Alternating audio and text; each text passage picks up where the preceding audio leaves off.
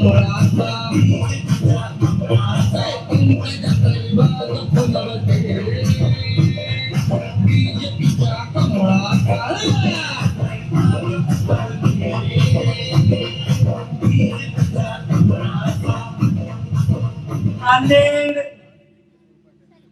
महानगरपालिका, नांदेड वगळा महानगरपालिकेच्या निवडणुकीमध्ये प्रभाग क्रमांक 4 हे हनुमानगड, त्याच्या नावातच हनुमान आहे आणि हनुमान ज्या ध्वजावर विराजमान असतो तिथे विजयच असतो हे आपण पाहिलेलं आहे.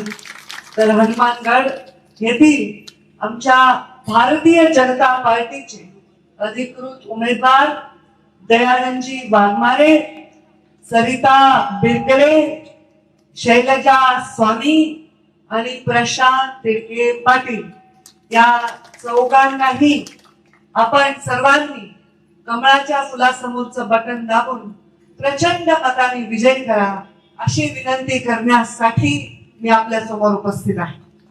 माझ्या राजकीय जीवनामध्ये मला अनेक भूमिका मिळाल्या. त्या भूमिका साहजिक आहे माझ्या पित्याच्या संस्कारांनी, त्यांच्या विचारांनी प्रभावित आहेत. मुंडे साहेबांच्या चरणी अर्पित आहेत. पण मुंडे साहेबांनी जे संस्कार दिले त्याप्रमाणे माझ्या जीवनाच्या विचारांमध्ये फार मोठा प्रभाव आज आपल्या पूर्ण महाराष्ट्राची आऊ जिजाऊ यांचा आहे. आज जिजाऊ सृष्टीने पाहिली, कदमांच्या घरी पाहुणचार स्वीकारला आणि सुंदर अशी सृष्टी तिथे उभारली आहे. या देशामध्ये सर्वात जास्त जर आपण कुणावर प्रेम करावं तर ते आपल्या आईवर करावं आणि ती आई आहे आपली भारत माता. आपल्या मातेच्याही पलीकडे भारत माता असं म्हणून जे घडले त्यांच्यामुळे आपण स्वतंत्र देशाचे नागरिक आहोत. पण त्याही पूर्वी परकीय आक्रमणापासून आपल्या देशाला स्वराज्य स्थापनेची गरज आहे. या स्वप्नाचं बीजारोपण ज्या जिजाऊने केलं त्या पराक्रमी जिजाऊच्या चरणी मी नतमस्तक होते. मुंडे साहेबांच्या पश्चात मी संघर्ष यात्रा केली. त्या संघर्ष यात्रेची सुरुवात सिंदखेड राजाला जिजाऊंच्या जन्मस्थानापासून झाली. कारण स्वराज्य हे नुसतं एकदा स्थापित करून चालत नाही, वेळोवेळी त्याचं बीजारोपण करावं लागतं आणि त्यासाठी त्या संघर्ष यात्रेत मी केली. आमच्या पुण्यश्लोक अहिल्यादेवी होळकर यांच्या जन्मस्थानी चौंडी येथे गेले, नायगाव येथे क्रांतिज्योती सावित्रीबाई फुले यांच्या जन्मस्थानी गेले, रमाईच्या चरणी नतमस्तक झाले. छत्रपती शिवरायांकडे जिजाऊंचा आशीर्वाद होता. पुण्यश्लोक अहिल्यादेवी समाजामध्ये एक धर्म कार्य करत करत आपल्या जीवनामध्ये उत्तम राज्यकर्त्या झाल्या आणि आपण सगळ्या ज्या लाडक्या बहिणी आहोत त्या इथे स्वाभिमानाने आणि आत्मविश्वासाने वावरत आहोत. हे आपल्या क्रांतिज्योती सावित्रीबाई फुले आणि महात्मा फुले यांचा आपल्यावर फार मोठा एक उपकार आहे तसं म्हणायला हरकत नाही. आपण आज बघितलं की हनुमानगडामध्ये स्वामी त्यांनी भाषण केलं आणि त्या भाषणात त्यांनी सांगितलं, पती त्यांच्या बाजूच्या मोठात उभे आहेत. म्हणजे चांगलं आहे, जोडीने काम करायची संधी फार कमी लोकांना मिळते. तर तुम्हाला जोडीने महानगरपालिकेमध्ये काम करायची संधी आहे. पण त्यांनी जे विचार सांगितला, आमच्या मंचावर उपस्थित आमचे आमदार, आमची छोटी बहीण म्हणायला हरकत नाही, आमच्या श्रीजयाताई, त्यांच्या नावात श्री आणि जय दोन्ही आहे, त्या श्रीजयाताई, आमचे बंधू, आमचे युवा मोर्चापासूनचे सहकारी, आमचे खासदार गोपचेनेजी, मंचावर उपस्थित आमचे चारही उमेदवार डॉक्टर विकास कदम, अविनाश कदम, साहेबराव देवडे, रमेश धात्रक, व्यंकटेश साठे, संजय पाटील दातोळेकर, सुधाकर कदम, आकाश धात्रक हे सगळ्यांच्या साक्षीने सांगू इच्छिते की या नांदेड महानगरपालिकेचा विकास हा करण्यामध्ये हनुमानगड या भागामध्ये जो विकास या नगरसेवकांनी केला आहे त्यांच्या पाठीवर शाबासकीची थाप म्हणून आणि नवीन लोकांना आपण येणाऱ्या काळामध्ये विश्वास म्हणून येणाऱ्या आपण निवडणुकीमध्ये कमळाच्या फुलासमोरचं बटन दाबून प्रचंड मताने विजय केलं पाहिजे. आमच्या देशाचे प्रधानमंत्री नरेंद्र मोदी, मी म्हटलं की भारत मातेवर प्रेम करणं हे भारतीय जनता पार्टीच्या संस्कारातलं पहिला नियम. देशाच्या पुढे कोणी नाही अशा प्रकारची भावना असणाऱ्या प्रधानमंत्री नरेंद्र मोदींनी आपल्या देशामध्ये अनेक योजना सामान्य गरिबांसाठी केल्या, अनेक योजना शेतकऱ्यांसाठी केल्या. त्यांच्या संस्कारावर आमचे देवेंद्र फडणवीस हे राज्याचे तिसऱ्यांदा मुख्यमंत्री झालेले आहेत, त्यांच्या संस्कारावर हे काम करत आहेत. आज अशोकरावजी चव्हाण आमच्या सोबत आल्याने आमची ताकद फार मोठ्या प्रमाणात वाढलेली आहे. आणि हा जो संगम आहे तो मंगलमय संगम आहे आणि विजयाकडे नेणारा संगम आहे, हे आपल्याला येणाऱ्या निवडणुकीमध्ये सिद्ध करायचं आहे. आज लाडक्या बहिणी इथे उपस्थित आहेत. आता लाडक्या बहिणींचं काय सांगावं, तुम्ही साध्या सुध्या बहिणी नाही.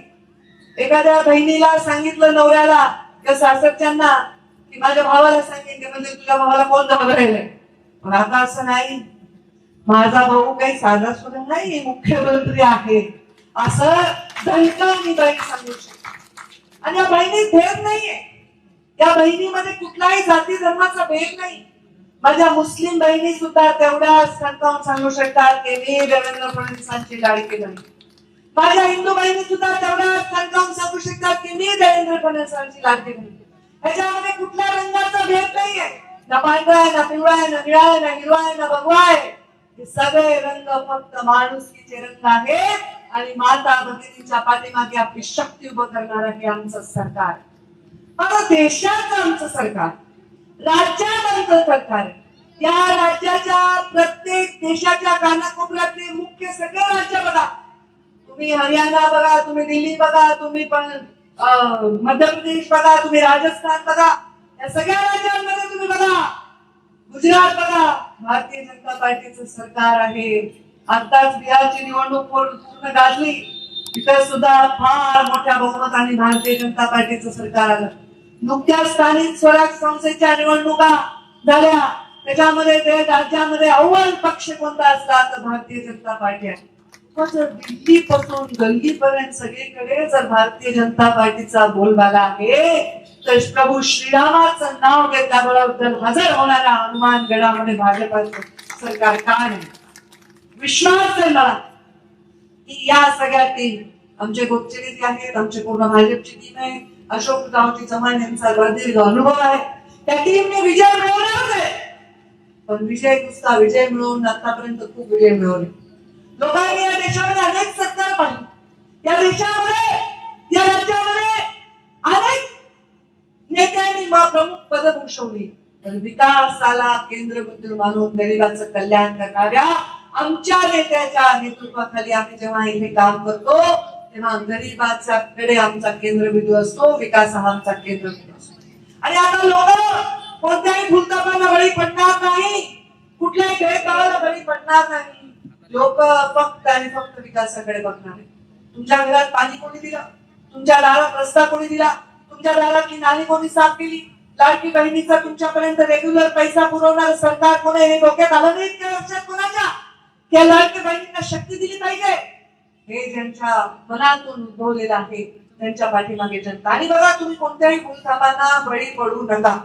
मी असं ऐकलं परवा बैठकीमध्ये, गोपचेजी आपण बावनकुळे साहेब आले होते, बैठक घेत होते, की अशा काही अपप्रचार आमच्या नगरसेवकांनी सांगितले की भाजपला जर मतदान केलं तर लाडकी बहीण बंद होईल. कसं होईल रे?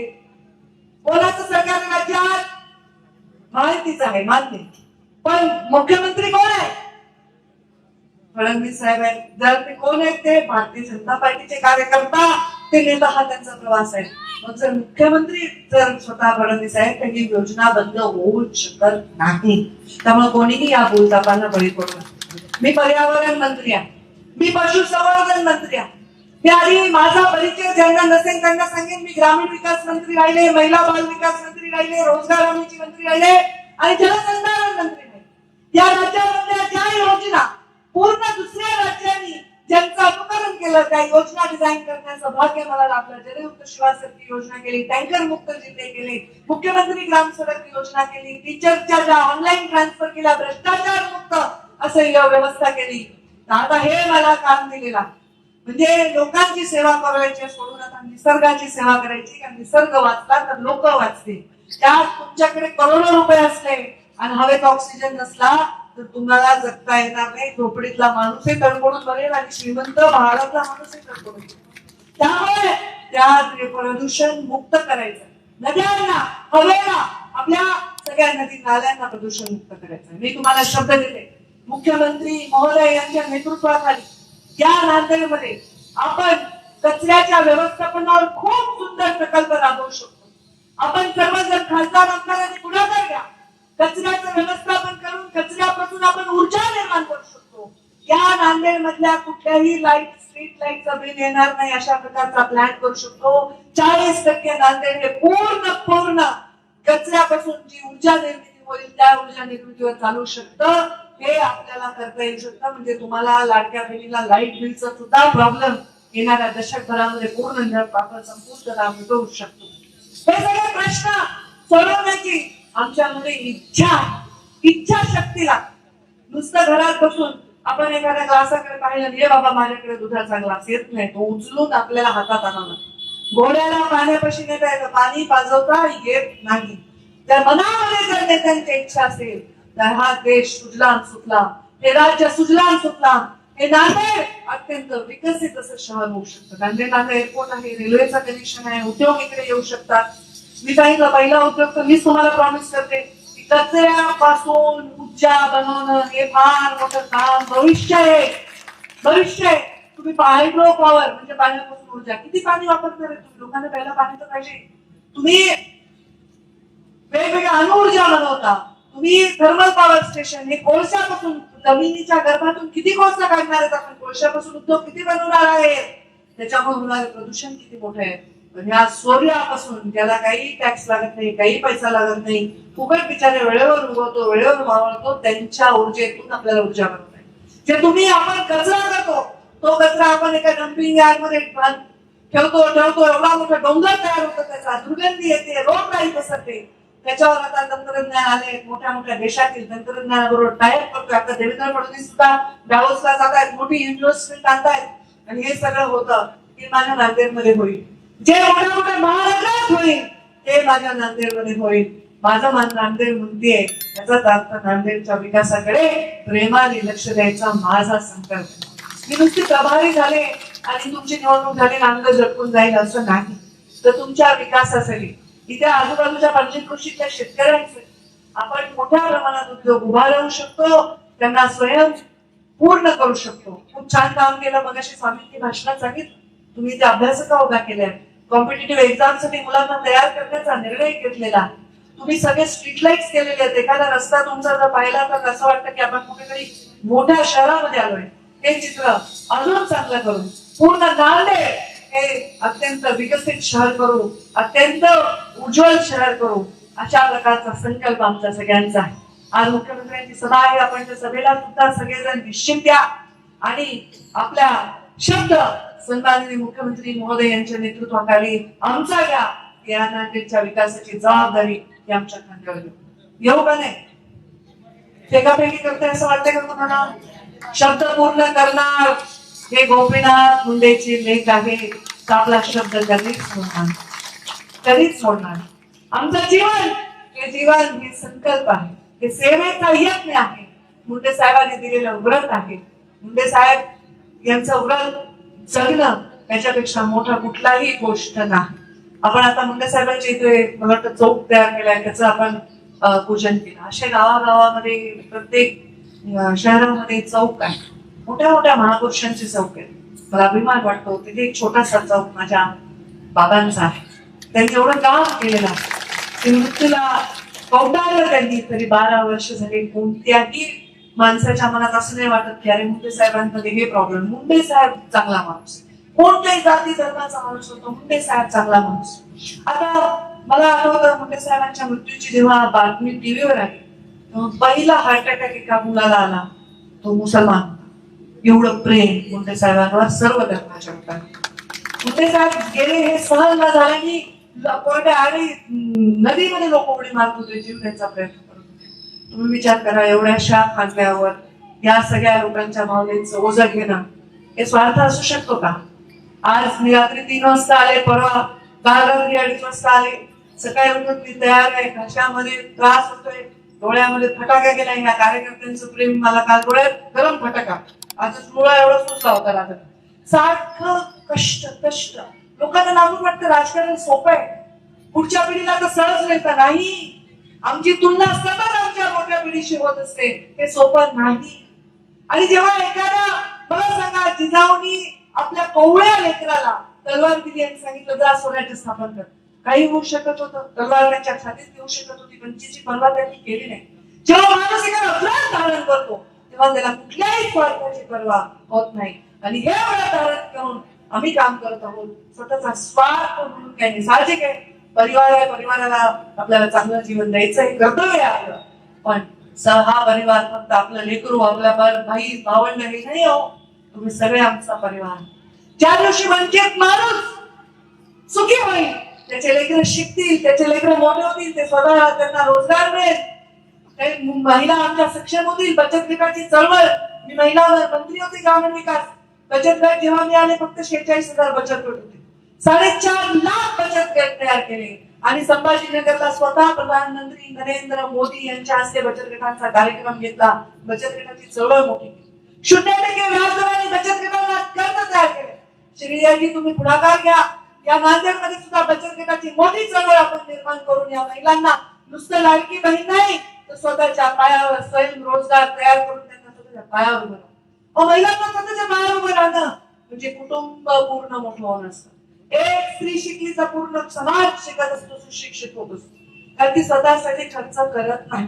मला सांगा बरं, लाडक्या बहिणीचे जे आलेले पैसे त्याच्यातून तुम्ही कोणी चांगली पैठणी किंवा काठापदराची साडी घेतली? सांगा बरं, घेतली का?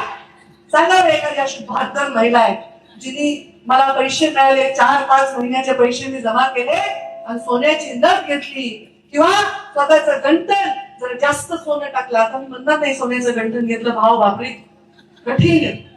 सोनं लागून पाहिलं तरी घाम फुटायला. पण सोन्याच्या गंठणावर थोडं जास्त पॉलिश सगळं गेलं ना कोणी? सांगा काय केलं तुम्ही त्या पैशाचं? काय केलं? हे म्हणाले संसाराला लागले, ह्यांना देऊ नका. नाही तर नवरा म्हणा, हा आले का तुझे ते बहिणीचे पैसे घेऊ नका, सरळ मुख्यमंत्र्याला फोन करा, नाही तर मला करा, मी त्यांना बोलते. पण ह्या पैशाचं तुम्ही काय केलं? मी सांगते काय केलं, खरं सांगते. पहिले तर तुम्ही लपवून ठेवले. खरं सांगा, बायका आपले पैसे लपवून ठेवतात. त्यामुळे जेव्हा नोटबंदी झाली गोपचडे साहेब, या माझ्या एका महिलेकडून एवढे पैसे यायला लागले बाहेर. ते नवरा म्हणतो मी तुला तेवढं मागतो तेवढं कधी देत नाही, ते एवढे पैसे ठेवले म्हणून काटकेच करते बिचारी. संसारासाठी एक रक्ताचा एक थेंब जाते आणि म्हणून ते पैसे वाचून म्हणजे मोदीजींनी काय केलं, नोटबंदी केल्यावर महिलांचे 2.5 लाख रुपये त्यांनी सांगितलं जमा करा. त्यांना ते स्वातंत्र्य दिलं. त्यांना भारतातली महिला गुंज सोनं आणि ते एक नाणं जमवणारी महिला. आणि या महिलेकडे हे पैसे जमा झाले. क्या करते आपा? मेरा सलवार सूट खरीदते कि खुद के ऊपर खर्चा करते? नहीं. जब बच्ची को कोचिंग क्लास जाना होता है और पति बोलता है मेरे पास पैसे नहीं, तो ये आपा हमारी जो छोटे से कहीं रखे हैं बुरखे के अंदर या सलवार सूट के दुपट्टे के अंदर जो पैसा रखा है वो निकाल के देती, बोलती जा बच्ची ये तेरे क्लास का फीस भर. बरोबर आहे का नाही? एखादा नवरा कर्जाने बेजार झालाय, खर्च जमत नाही, सदरा फटलाय, चप्पल फाटली, ही माझी माऊली जाते गावाच्या बाजारात एक दिवशी देवळातून येता आणि चालली एक चप्पल घेते आणि नवऱ्याला हळूच ती फाटकी चप्पल काढून मी ठेवते की घ्या, ती तुमच्यासाठी ती चप्पल आहे, तुमच्या चप्पलला ठोका पडले 10 वेळा शिवताय. ही माझी माऊली स्वतःसाठी नाही खर्च करत. खोकून सासूचा जीव चालाय. कप सिरप काही परवडत नाहीये, 4-4 दिवसाला लागायले. नवरा गंभीर आहे, आता कप सिरप लागते, पुढच्या आठवड्यात संपलं का, बाटली संपली का? तुम्ही काळजी करू नका, मी आणून ठेवलेले आहे. ह्याच्यासाठी दिले तो तुम्हाला पैसे. पुन्हा अजून काय असते माहिती? एखादा भाऊ आला घरी, काही जणी घरांच्या चालत असते, कुलपाची चावी सासूकडे असते, भावाला कपभर चहा द्यावा, वाटीभर शिरा द्यावा. त्या माऊलीला स्वातंत्र्य नाही. आणली बाबा पाव किलो रवा, थोडस दूध, थोडस साखर आणि थोडस तूप घालून आपल्या भावाला वाटीभर शिरा करते. हे पण स्वातंत्र्य नाही की हो? स्वतःच्या घरात ज्या घराची तुम्ही स्वामिनी आहात त्याचा एक कवडी द्यायचा अधिकार सुद्धा या महिलेला नाही. तो तुम्हाला दिलाय देवेंद्र फडणवीसांच्या सरकार. स्वतःसाठी खर्च करत नाही. सगळे मी पण लपवून ठेवते पैसे आणि मला पण जमवून पण आपल्याच घरच्यांसाठी आपण खर्च करतो. मुलाच्या वाढदिवसाला त्याला एखादी भेट देतो, आपल्या आईला काहीतरी देतो. माहेरी जावं वाटलं तर आता 50% नाही, आता तुम्हाला फ्रीज. बरोबर आहे की नाही? आणि हे सगळं तुमच्यासाठी केलंय, तुम्ही स्वावलंबी व्हावं. हे आता करायची गरज आली ना. नाही तर जुन्या जुन्या अध्यात्म तुम्ही पुराण भागवत सगळं ऐका. शक्ती समाज चालवत होती. शक्ती, ज्या शक्तीशिवाय शिव देखील शव आहे. बरोबर आहे. ती शक्ती चालवत होती. तुम्ही कधी बघितलं का की लक्ष्मी, सरस्वती आणि महाकाली यांच्यामध्ये कोणी लुडबुड केली आहे? एक युद्ध करत होती, एक संचलन करत होते, ती विद्यादान करत. आता ह्यांचं मंत्रालय फिक्स होतं, त्यांचं कर्तव्य फिक्स होतं. पण नंतरच्या काळात स्त्रियांना दाबण्याचं काम होतं. स्त्री शिकू शकत नाही, स्त्री नोकरी करू शकत नाही, स्त्री ती गोषा करायला पाहिजे. ह्या सगळ्या गोष्टी त्या स्त्रीच्या गुणांना बांधून ठेवण्यासाठी झाल्या. आता एक एक गोष्ट परत एकदा त्यांना मुक्त करून त्या शक्तीचं हे युग आहे. मी प्रत्येक सभेत गेल्या काही दिवस झाले सांगते की हे कलियुग आहे. सतयुग झालं, त्रेतायुग झालं, द्वापर युग झालं. सतयुगात माणसं चांगली होती, त्रेतायुगात राक्षस प्रभू रामाने संपवले, द्वापर युगात श्रीकृष्णाने भगवद्गीता आपल्याला दिली, कर्माचा सिद्धांत दिला. पण आता आलाय कलियुग, आणि कलियुग फार वाईट आहे रे बाबा. कलियुगात लेकरं बापाला विचारत नाही, मुलं आईला नाही विचारत, सासूला सुद्धा घालून देतात, सुनेला लोक हुंड्यासाठी मारतात. हे कलियुग आहे. आणि ह्या कलियुगात आपल्याला एक मध्ये युग येतं, ते शक्तियुग आहे. आणि ते शक्तियुगच कलियुगाला तारू शकतं. आणि त्यामुळे हे शक्तियुग आहे. म्हणून स्त्री ही आता प्रत्येक गोष्टीची सूत्रधार राहणार आहे. आणि स्त्री ही प्रत्येक गोष्टीचा केंद्रबिंदू राहणार. आज मी एवढं स्त्रियांवर भाषण करते, तुम्ही वाईट वाटून घेऊ नका पुरुषांनो. कारण ह्या तुम्हाला मतदान करून, ह्या तुमचा संसार चालवून हे सगळ्यांचा गाडा चालवत आहे. त्यामुळे तुम्हाला सगळ्यात जास्त संख्येने असणाऱ्या स्त्री ते उपस्थित माझ्या माऊल्याने, माझ्या बऱ्याच सभा असतात रात्री बेरात्री, आणि खूप 1000 5000 माणसं असतात. एकटीच असते त्याच्यात. आणि मी भाषण देते, ते म्हणते ताई वाळी आली, अमुक आली, तमुक आली. पण जेव्हा मी अशी एक सभा बघते जिथे रंगीबेरंगी साड्या असतात, छान छान रंगाचे बुरखे असतात, डोक्यावर पदर घेतलेले असतात, सर्वांच्या उमद्या स्त्रिया असतात, तेव्हा मला खूप आनंद होतो, मला खूप शक्ती मिळते. आणि मी त्या शक्तीला आवाहन करते, या शक्तीने कमळावर विराजमान व्हावं, त्या शक्तीने महालक्ष्मीचं रूप घ्यावं आणि या नांदेडचा विकास करावा. येणाऱ्या निवडणुकीमध्ये आमच्या 4 उमेदवार म्हणजे दयानंद वाघमारे, सरिता बिरकेले, शैलजा स्वामी, प्रशांत दिडगे यांना प्रचंड मताने विजयी करावं. आणि मला श्रीजयंत माझं वाढवलाय आपला लोड. त्यांनी सांगितलं त्यांचा पायगुण चांगला आहे, कृपा करून माझ्या पायगुणावर गडबड करू नका. आणि पायगुण आणि गुण दोन्ही चांगला आहे. तुम्ही निवडून द्या, मुलाला लावायला इथे येईल आणि तुमच्या सर्वांच्या विकासाच्या पाठीमागे मी सक्षमपणे उभे राहीन, एवढा शब्द देते आणि माझ्या वाणीला विराम देते. तर कोण कोण आम्हाला आमच्या या भाषणाला, आमच्या आव्हानाला सहकार्य करणार ते हात वर करा बरं, हात वर करा बरं, हाताच्या मुठी बळा बरं, आणि जोरात माझ्या बरोबर घोषणा द्या, भारत माता की, भारत माता की, भारतीय जनता पार्टीचा. धन्यवाद. जय हिंद, जय महाराष्ट्र. निश्चितच ताई तुमच्या या शब्दाला मतदार मान देतील. यानंतर आभार प्रदर्शन व्यक्त करण्यासाठी मी रमेश ठाकरे यांना विनंती करतो की त्यांनी आभार प्रदर्शन. या ठिकाणी धन्यवाद ताई साहेब. आपण वेळ काढून हनुमानगड भागामध्ये आपण एक सुरुवात केलेली आहे आणि सर्व हनुमानगड भागाच्या वतीने आपल्याला गवाही देतो. आम्ही 4 पैकी 4 उमेदवार सर्वात जास्त लीड आणू अशी मी गवाही